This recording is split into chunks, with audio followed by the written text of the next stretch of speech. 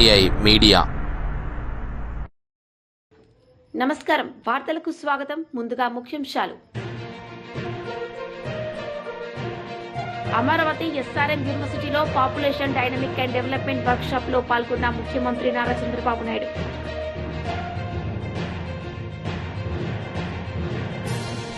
మంత్రి కోమటిరెడ్డి వెంకటరెడ్డి మీడియా సమావేశం, పలు అంశాలపై వివరణ.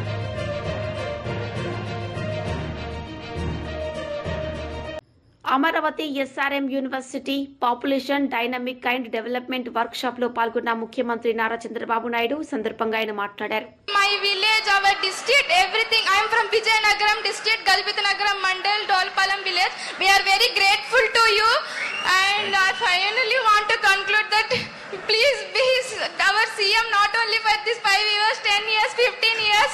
All we want you as our CM. We want you as our CM. Thank you, ma. Thank you. I am proud of you. All youngsters, I am proud of you. మీతో ఇంటా ఉంటే నాకు కూడా కొండంత ధైర్యం వస్తా ఉంది. ఎప్పుడు కూడా యంగ్స్టర్స్ లో ఇమాజినేషన్ ఎక్కువ ఉంటుంది, యంగ్స్టర్స్ లో విజువలైజేషన్ ఎక్కువ ఉంటుంది. ఏజ్ అయ్యే కొద్దికి ఆలోచన కూడా తగ్గిస్తారు. మీ అందరూ కూడా యాస్పిరేషన్ ఏజ్ ఇది.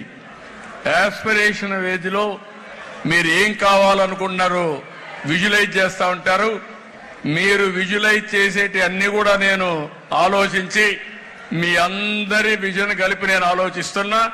మీ అందరి భవిష్యత్తు వండర్ఫుల్ ఫ్యూచర్ ఉండేదానికి ఏం చేయాలనో అలాంటి ఎన్విరాన్మెంట్ క్రియేట్ చేసే బాధ్యత నాదని మిమ్మల్ని మీ అందరికి విజ్ఞప్తి చేస్తున్నా. సమస్యలు లేవనుకోవద్దండి, బీ క్లియర్. 5 ఏళ్లు జరిగినటువంటి డిస్ట్రక్షన్ మీరు చూస్తే 10 లక్షల కోట్ల రూపాయల అప్పు. సర్వీస్ చేయాలి, అప్పు కట్టాలి. నేను ఇచ్చిన హామీ సూపర్ 6 కూడా నెరవేర్చుకుని మళ్లీ అభివృద్ధి చేయాలి. దీనికి ఒకటే మార్గం, అభివృద్ధి, సంక్షేమం, సుపరిపాలన, మళ్లీ అభివృద్ధి, మళ్లీ ఎంపవర్మెంట్. ఇది కంటిన్యూస్ ప్రాసెస్. అందుకని ఎప్పుడూ లేనంత అభిమానం నా మీద చూపించారు. 93% స్ట్రైక్ రేట్, 57% ఓట్లు వేయడం. నేను జనసేన అధినేత పవన్ కళ్యాణ్ గారు ఇద్దరం కలిసినప్పుడు మీరు ఒక అభిమానం చూపించారు. ఈ రెండు అయిన తర్వాత బీజేపీతో కూడా కలిస్తే నరేంద్ర మోడీ గారు కూడా మనకు ఉపయోగపడతారని మీరందరూ కూడా చెప్పినట్టు ఓట్లు వేశారు. మీరు ఓట్లు వేశారు కాబట్టి ఈరోజు ఢిల్లీలో మన గెలుపు ఒక సంజీవినిగా పనిచేసింది రాష్ట్రాన్ని కాపాడుకోవడానికి. ఈరోజు అమరావతి అభివృద్ధి అయినా, పోలవరం పని ప్రారంభించిన, విశాఖపట్నం స్టీల్ ప్లాంట్ ని ఆంధ్రుల సెంటిమెంట్ కింద గౌరవించి 13,000 కోట్ల రూపాయలు వచ్చినా మీరిచ్చినటువంటి ఏదైతే మ్యాండేటే 21 సీటుతో గెలిపించారు. కాబట్టి ఈరోజు ఢిల్లీలో కూడా మన పరపతి పెరిగింది. కేంద్రం కూడా నేను ఏం అడగడం లేదు. నేను అడిగేది ఒకటే, నాకు పదవులు వద్దు, ఇంకోటి వద్దు. దగా కాబడ్డ ఈ రాష్ట్రాన్ని మళ్లీ నిర్మాణం చేసే శక్తిని ఇమ్మని కేంద్రాన్ని కోరాను. ఇప్పుడిప్పుడు అన్ని ట్రాక్ లో పెడుతున్నా. కష్టాలుంటాయి, ఇబ్బందులుంటాయి, ఛాలెంజెస్ ఉంటాయి. ప్రతి ఒక్క ఛాలెంజ్ ని అవకాశంగా మార్చుకోవడం నా నైజం. ఆ విషయం కూడా మీరు గుర్తుపెట్టుకోవాలి. నేనైతే మామూలుడైతే పారిపోయేవాళ్ళు, మా వల్ల కాదని. నా జీవితంలో పారిపోను, మళ్లీ గెలిపే ధ్యేయంగా పనిచేస్తా. మీ జీవితాలందరి జీవితాల్లో వెలుగు చూపించడమే నా ఆశయం. డాక్టర్ బొర్రా నర్సయ్య గౌడ్ మీడియా సమావేశాన్ని ఏర్పాటు చేశారు. ఈ సందర్భంగా సీఎం రేవంత్ రెడ్డిపై ఆయన మండిపడ్డారు. త్రిబుల్ ఆర్ కానీ, నేషనల్ హైవేస్ కానీ, లింక్ రోడ్స్ కానీ, ప్రధానమంత్రి గ్రామీణ సడక యోజన కానీ, దాదాపు వీటన్నిటికీ కలిపితే ఒక 40-45 వేల కోట్ల రూపాయలు కేంద్రం తెలంగాణ రాష్ట్ర గతిశక్తికి అంటే హైవేస్ పెంచడానికి ఉపయోగిస్తుంది. అదేవిధంగా ఈరోజు తెలంగాణలో ఇంతవరకు పక్కనున్న ఆంధ్రప్రదేశ్లో 5 ఎయిర్పోర్ట్లు ఉంటే మన దురదృష్టం ఏంటంటే గతంలో 10 సంవత్సరాలు ఇప్పుడున్న కాంగ్రెస్ ప్రభుత్వం కోఆపరేట్ చేయకపోవటం వల్ల కేవలం ఒకటే ఎయిర్పోర్ట్ ఉంది. ఈరోజు మోడీ గారు వరంగల్లో ఉడాన్ కింద దాదాపు 500 కోట్లతోని ఇవ్వటం జరిగింది. దేశంలో 7 మెగా టెక్స్టైల్ పార్క్ ఏర్పాటు చేస్తే అందులో ఒకటి తెలంగాణకి ఇవ్వటం జరిగింది. ఇప్పటి వరకు తెలంగాణ రాష్ట్రం మౌలిక సదుపాయాలు 50% ఏదైతే ఫార్ములా ఉంటుందో పెట్టుబడికి తెలంగాణ రాష్ట్రం ₹1 పోవటం వల్ల ఆ పథకం కూడా అట్లనే మూలన పడింది. ఈరోజు తెలంగాణ రాష్ట్రానికి జహీరాబాద్ నిమ్స్ కింద 2 మాజీ మంత్రి కాకాని గోవర్ధన్ మీడియా సమావేశం నిర్వహించారు. ఈ సందర్భంగా ఆయన మాట్లాడారు. ఎవ్వరు కూడా పట్టించుకునేటువంటి పరిస్థితి లేకుండా జిల్లా కలెక్టర్ గారు అదే విధంగా ఉన్నారు, ఎస్పీ గారు అదే విధంగా ఉన్నారు, విద్యాశాఖ అధికారులు అదే విధంగా ఉన్నారు. ఈ పరిస్థితుల్లో ఏదన్నా సమస్య వస్తే ఎవరికి పోయి చెప్పుకోవాలనేటువంటిది కూడా తెలియనటువంటి పరిస్థితుల్లో ఈరోజు పాపం పిల్లలు, తల్లిదండ్రులు, ఉపాధ్యాయులు అందరూ కూడా ఈరోజు తల్లడిల్లిపోయేటువంటి పరిస్థితి ఏర్పడింది. కాబట్టి ఇప్పటికైనా మేము డిమాండ్ చేస్తున్నాం, మీరు ఉదాసీనంగా వ్యవహరించకుండా ఎవరైతే పిల్లల జోలికి వెళ్ళారో, పిల్లల చేత మేము చెప్పినటువంటి పాటకి డ్యాన్స్ వేయమన్నారో, ఆ పాట పెట్టినటువంటి పాపం ఆ డీజే బయట నుంచి వచ్చినటువంటి వ్యక్తి మీద చేయి చేసుకున్నారో, ఏ ఉపాధ్యాయులనైతే మీరు కొట్టారో, ఏ ఉపాధ్యాయుల సెల్ ఫోన్లు అయితే పెరిగి నేల మీద వేశారో, ఏ బిడ్డలనైతే మీరు ఏడిపించారో వాళ్ళని విడిచిపెడితే అధికారులను ఎవ్వరిని కూడా ఈ సమాజం క్షమించదనేటువంటి విషయాన్ని మీరు గుర్తుంచుకోండి. కఠినమైనటువంటి చర్యలు తీసుకోండి. లేని పరిస్థితుల్లో ఇటువంటిది ఏదో చిన్నదిలే మేము వదిలేస్తామని అనుకుంటే ఈరోజు తల్లిదండ్రులు కానీ సమాజం కానీ ఇటువంటి వాటిని విడిచిపెట్టదు. తిరుగుబాటు ప్రారంభమవుతుంది. అటువంటి తిరుగుబాటును మీరు తట్టుకోలేనటువంటి పరిస్థితులు ఏర్పడతాయి. కాబట్టి దాన్ని గమనిస్తే మంచిది అనేటువంటిది ప్రధానంగా తెలియజేస్తున్నాం.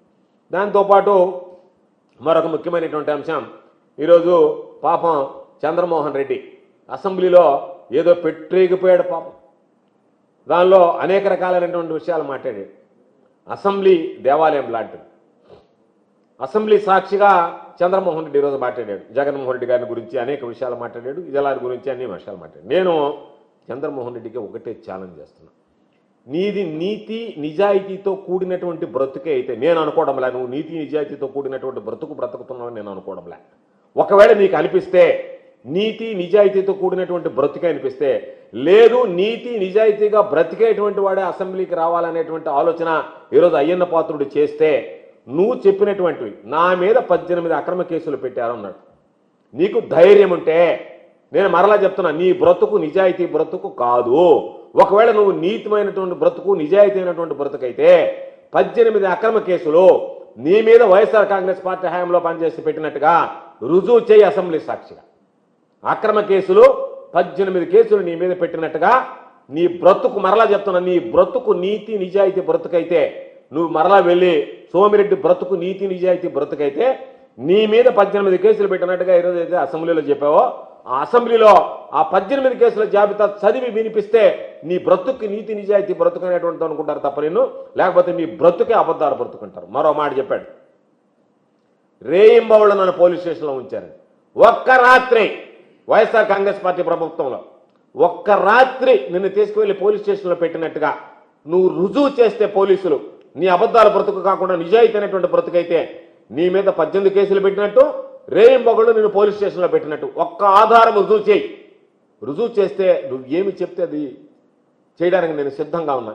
మా సవాళ్ళను నువ్వు స్వీకరించి ఏదో మామూలుగా అసెంబ్లీలో మైక్ ఇస్తే ఎగిరి మాట్లాడడం కాదు. నీకు నీతి నిజాయితీ ఉంటే నేను చెప్పినటువంటి మాట నిలబడి అసెంబ్లీలో మరలా ఇంకో మాట చెప్పాడు, నా మీద కేసులు పెట్టారు, నా సొంత స్థలం పాపమంట అన్ని ఆస్తులు పోగొట్టుకున్నాడు రాజకీయాలు. దరిద్రుడా, నిన్నగాక మొన్న ఇక్కడ ఆఫీసు కొన్నావు, కూతురికి హైదరాబాద్లో లేఅవుట్ వాళ్ళ దగ్గర డబ్బులు తీసుకుని విల్లా కొనిచ్చావు, ఆస్తులు కూడబెట్టుకునేటువంటి నువ్వు రాజకీయాల్లో ఆస్తులు పోగొట్టుకున్నావా? 2 ఎకరాల 30 సెంట్లు అమ్ముకుంటే దాని మీద నాన్ బెయిలబుల్ కేసు పెట్టి కూర్చోబెట్టారని నేను ఇదే చెప్తున్నా. నువ్వు నా మీద పోలీసులు కేసు నమోదు చేశారు 2 ఎకరాల 30 సెంట్లు. దాని విషయం కూడా చెప్తా. దాని విషయం ఏంది, ఏం జరిగింది? పాపం నువ్వు వెనక ఉన్నటువంటి బీడు పొలం, రోడ్డుకి వెనక పక్కన ఉన్నటువంటి స్థలం కొని అదే సర్వే నెంబర్లో రోడ్డు పక్కన ఉండేటువంటి ఖరీదైనటువంటి స్థలాన్ని అమ్మేశావు. 2 ఎకరాల 30 సెంట్లు.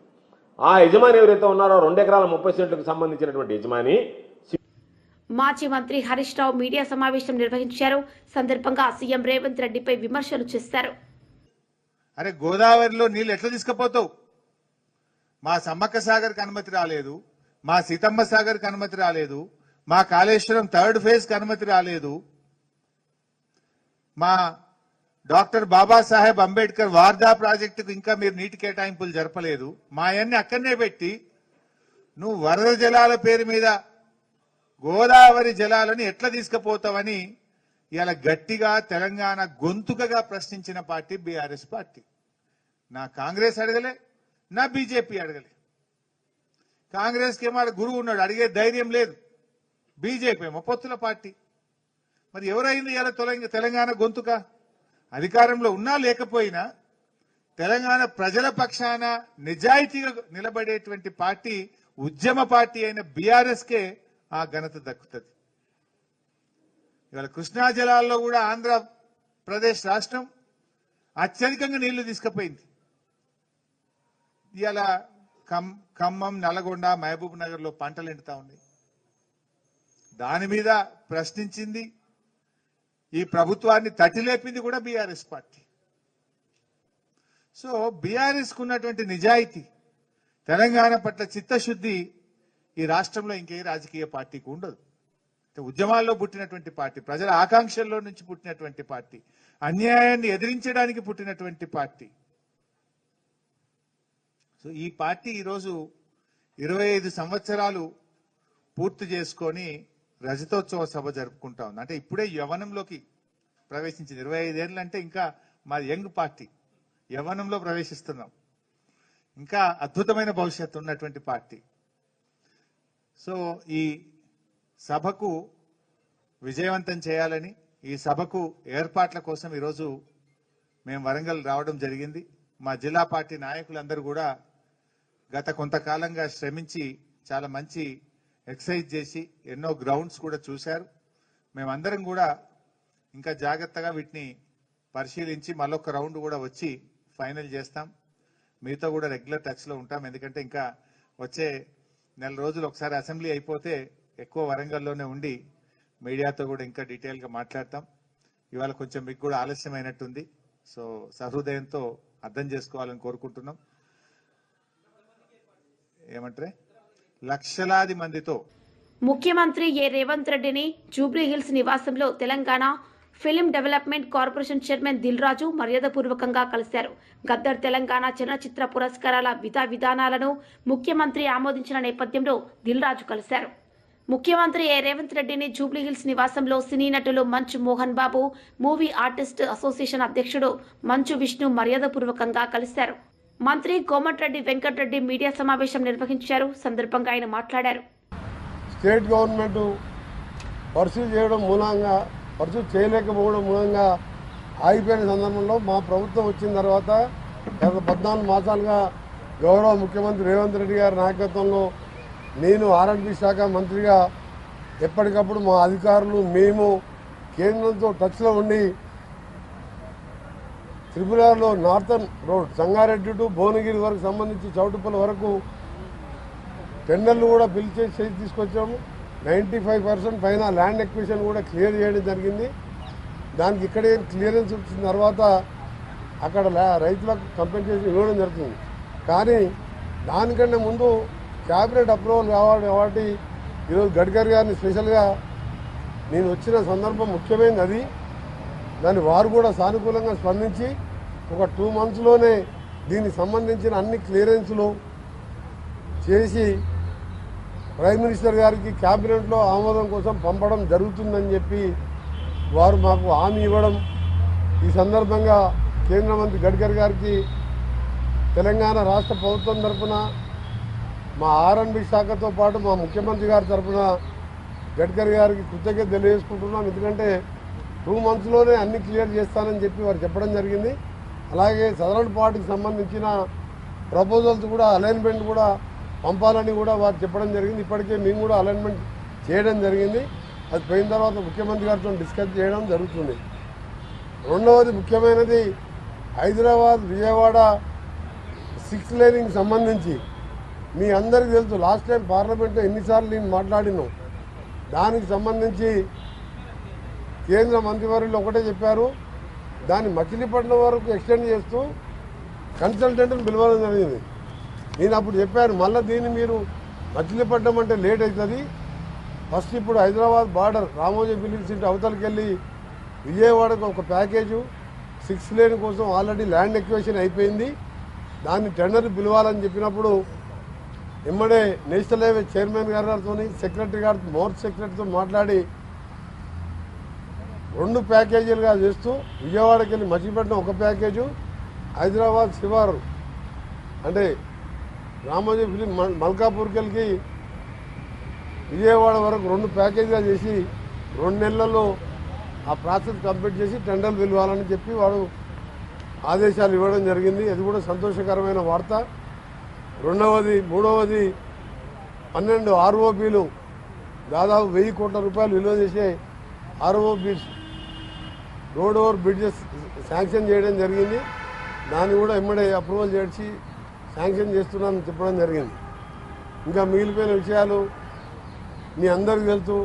శ్రీశైలం వెళ్ళే ఎలివేటెడ్ కారిడారు 62 కిలోమీటర్లకు దాని మీద డిపిఆర్తో పాటు స్పీడప్ చేయాలని అడిగినప్పుడు దాన్ని సపరేట్గా మీటింగ్ పెట్టాలని అక్కడున్న అధికారులకు వారు చెప్పడం జరిగింది. ఎందుకంటే ఫారెస్ట్కి తెలుసు 62 కిలోమీటర్లు అంటే చాలా పడుతుంది. దానికి సంబంధించి ఎలివేటెడ్ కారిడార్ సంబంధించి సపరేట్ మీటింగ్ పెడతానని చెప్పి వారు మాకు హామీ ఇవ్వడం జరిగింది. దాంతోపాటు మన కొల్లాపూర్ దగ్గర కృష్ణా నదిపై కేబుల్ బ్రిడ్జ్ 1200 కోట్లు సోమశీల ఆ కేబుల్ బ్రిడ్జ్ కూడా 1200 కోట్లతోని టెండర్లు కూడా పిలవడానికి అన్ని ఏర్పాటు చేస్తున్నామని చెప్పి హామీ ఇవ్వడమే కాకుండా 5 రోప్వేలు అడిగినాం మేము. యాదగిరిగుట్టతో పాటు మన భువనగిరితో పాటు రామగిరి కిల్లాతో పాటు డిఫరెంట్ ప్లేసెస్లో రోప్వేలు పర్వతమాల ప్రాజెక్టు కింద అడిగినప్పుడు దాన్ని కూడా వారు శాంక్షన్ చేస్తున్నట్టు చెప్పడం జరిగింది. మొన్న కూడా రోడ్డు కూడా 4 ఏళ్ల కింద టెండర్ పిలిస్తే కాంట్రాక్టర్ చేయకపోవడం, ల్యాండ్ ఎక్విజిషన్ ఫారెస్ట్ క్లెయిమ్తో అయిపోయింది. దాన్ని కూడా స్పీడప్ చేయాలని చెప్పి వారు ఆదేశాలు ఇవ్వడం జరిగింది. రెండవది మన తెలుగు రాష్ట్రానికి చెందిన యువ నాయకుడు గౌరవ పౌర విమానయాన శాఖ మంత్రి రామ్మోహన్ నాయుడు గారిని కలవడం జరిగింది. ఇదే సేమ్ 6 ఎంపీలు అందరం కలిసి దాదాపు గంట సేపు పార్లమెంట్లో ఆయన ఛాంబర్లో పిలిచి మీటింగ్ పెట్టుకొని ముందుగా మామనూరు ఎయిర్పోర్టు మా ముఖ్యమంత్రి గారు చొరవ తీసుకొని అడ్వాన్స్గా ల్యాండ్ ఎక్విజిషన్ 205 కోట్లు ఇవ్వడమే కాకుండా మా అధికారులు కూడా ఇప్పటికే ల్యాండ్ ఎక్విజిషన్ సంబంధించి అక్కడంతా కూడా ఏర్పాటు చేయడం జరిగింది. అందరు రైతులు కూడా దాదాపుగా ఒప్పుకున్నారు. వాళ్ళకి కావాల్సిన కంపెన్సేషన్తో పాటు అక్కడ ఇన్ఫ్రాస్ట్రక్చర్ సంబంధించి ఏ విధంగా ఉండాలి, ఆ డిజైన్ కూడా కాకతీయ మోడల్లో ఉండే విధంగా మా ముఖ్యమంత్రి గారు కూడా అదే ఆలోచించిండు, మంత్రి గారు కూడా అదే సూచన చేశారు. దాన్ని కూడా ఇంకా 5-6 పర్మిషన్ రావాలి మా కేంద్రంకి వెళ్ళి. ఇప్పుడు జిఎంఆర్కి వెళ్ళి ఎన్ఓసి తీసుకున్నాం, కానీ ఇంకా 5-6 పర్మిషన్లు వచ్చేవి ఉన్నాయి. దానికి వెంటనే ఇస్తానని చెప్పారు. అది 2 ఇయర్స్ 1.5-2 ఇయర్స్ లోపటే ఇంక్లూడింగ్ పెద్ద ఫ్లైట్లు దిగే విధంగా ఎయిర్పోర్ట్ కంప్లీట్ చేస్తానని చెప్పి వారు హామీ ఇవ్వడం జరిగింది. మా ముందల్లే గత వైసీపీ ప్రభుత్వం విద్యార్థుల బ్యాగులు, బెల్టు, పుస్తకాలపై జగన్ పేర్లు, బొమ్మలతో నింపేసింది. చివరికి పిల్లలకి ఇచ్చే గుడ్లపైన పేర్లు వేసుకునే స్థాయికి దిగజారిపోయాడు జగన్ అని మంత్రి లోకేష్ అన్నారు. చిక్కీ అధ్యక్ష,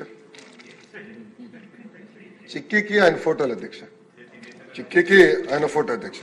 ఓకే అధ్యక్ష, బెల్ట్ పైన ఆయన పేరు అధ్యక్ష. పిల్లలు వేసుకున్న బెల్ట్ పైన జగన్ అన్న విద్యా కానుక. అందరు చూపించాలా? స్క్రీన్ లేదబ్బా,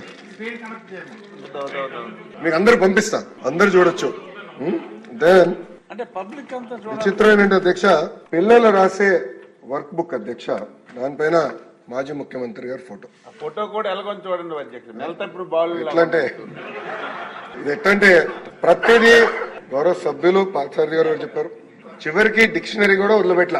అక్కడ కూడా మాజీ ముఖ్యమంత్రి గారు ఫోటో అధ్యక్ష గుడ్డు కూడా వదిలిపెట్టలేదు అధ్యక్ష.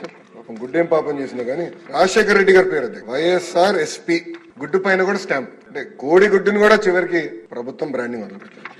ఇదైపోయింది. నెక్స్ట్ వస్తాను అధ్యక్ష.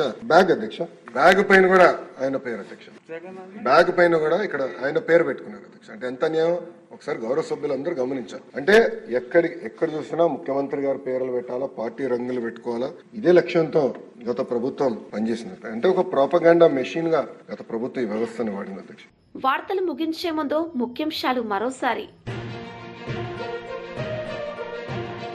అమరావతి ఎస్ఆర్ఎం యూనివర్సిటీలో population dynamic and development work shop లో పాల్గొన్న ముఖ్యమంత్రి నారా చంద్రబాబు నాయుడు.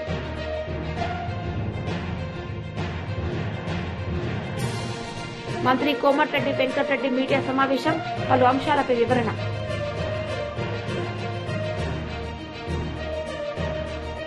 ఈ వార్తలు ఇంతటితో సమాప్తం. తిరిగి ప్రసారమయ్యే వార్తల్లో మళ్ళీ కలుద్దాం. అంతవరకు సెలవు. నమస్తే.